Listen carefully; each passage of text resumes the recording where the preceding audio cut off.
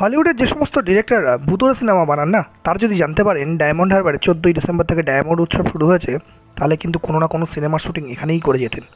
অন্তত মেলাটা ঘোরার পরে আমার অভিজ্ঞতা অনেকটা এরকমই। শুনতে অনেকটা অদ্ভুত লাগলেও একটু আগে যে গেটটা দেখলেন, ওটা পার করে রাস্তা দিয়ে যখন মেলার দিকে এগোচ্ছিলাম, লাইট টাইট দেখে বেশ মেলাই ফিল হচ্ছিল আর কি। কিন্তু মেলার মাঠে পৌঁছে মেলার এই চালচিত্র দেখে আমার মনে কিন্তু একটা বিরাট প্রশ্নচিহ্ন পড়ে গেল। মেলা কি শুরু হয়েছে তো, নাকি মেলা এ বাবা এ কারা, এদের জন্য? আমাদের জন্য কিছু দেখবার নেই বোধহয় নাকি?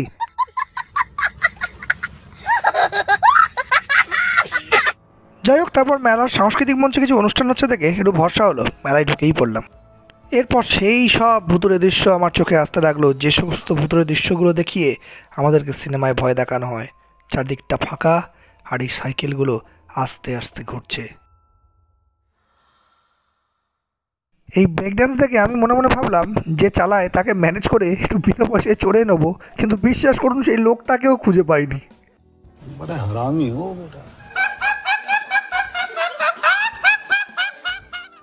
যদিও বলে রাখাই ভালো, আমি কিন্তু মেলাতে পৌঁছেছিলাম ওপেনিংয়ের একদিন পরে, অর্থাৎ 16ই ডিসেম্বর। আবারও সেই ভুতুরে দৃশ্য, গাড়ি ছুটে চলেছে একাই, চালানোর বা চড়ার কোনো লোকই নেই। এই মিকি মাউসওয়ালাকে দেখে একটু ভালো লাগলো, অন্তত ব্যবসার খাতাটা তো খুলেছে। এই দোকানটা দেখে এখন কিন্তু আমার মাথায় অন্য প্রশ্ন।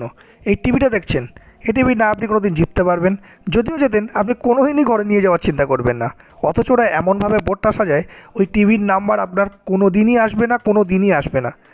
তাহলে ভাবুন, এত ট্যালেন্ট নিয়ে এই দোকানের লোকগুলো ঘুমায় কী করে রাতে।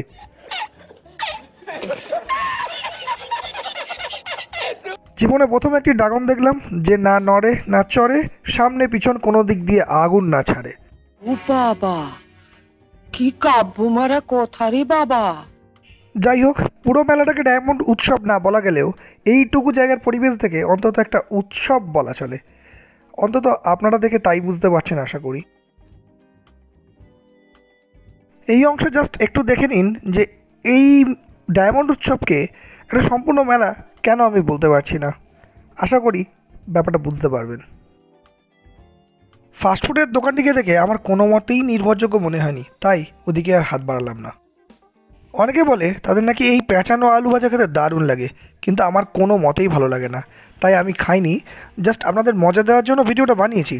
যাদের মজা লাগছে দেখুন ভিডিওটা। সাধারণত মেলায় জিলিপি ভাজতে বেশি দেখতে পাওয়া যায়, কিন্তু এখানে এই যে মালপোয়া ভাজছে, এটা দেখতে কিন্তু বেশ লাগলো। তবে আকারে মালপোয়াগুলোকে ঠিক মালপোয়া নয়, মিনি মালপোয়া বলা যেতে পারে।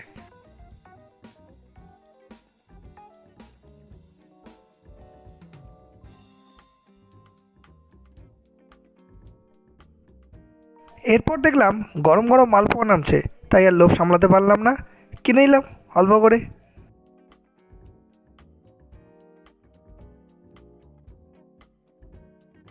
একটু লক্ষ্য করুন, দেখুন পাপড়ি চাট ভেলপুরিওয়ালা মাছি দাঁড়াচ্ছে, আর পাশের ইমিটেশন দোকান একাই গোটা মেলার ব্যবসা করছে, মানে পয়সাই পয়সা।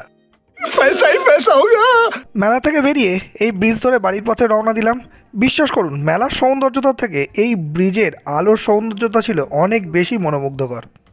এক মেলা শেষ করে বেরোতেই চোখের সামনে আরও এক মেলার বিজ্ঞাপন। কথা দিচ্ছি, ডায়মন্ড হারবারের আরও এক মেলার খুব সুন্দর মজাদার ভিডিও আপনাদের সামনে উপস্থিত করব, সুতরাং চ্যানেলটা সাবস্ক্রাইব করে একটু ধৈর্য ধরুন। বাপের বেটা বোধহয় জেনে গেছে এই মাল কোনো খাবার শুধু শুধু কেনে না, এটা ভিডিও বানানোর জন্যই কেনা হয়েছে, তাই নিজেই গুড়ের কটকটি হাতে বাপের আগে ফুটেজ দেওয়া শুরু করে দিয়েছে। অবশেষে বউয়ের হাতে এই মিনি ময়মাছি মালপোয়া খেতে খেতে ভিডিওটা শেষ করছি। যদি পুরো ভিডিওটা মজা লাগে একটু লাইক টাইক করুন, শেয়ার টেয়ার করুন, পারলে একটু সাবস্ক্রাইবও করে দিন।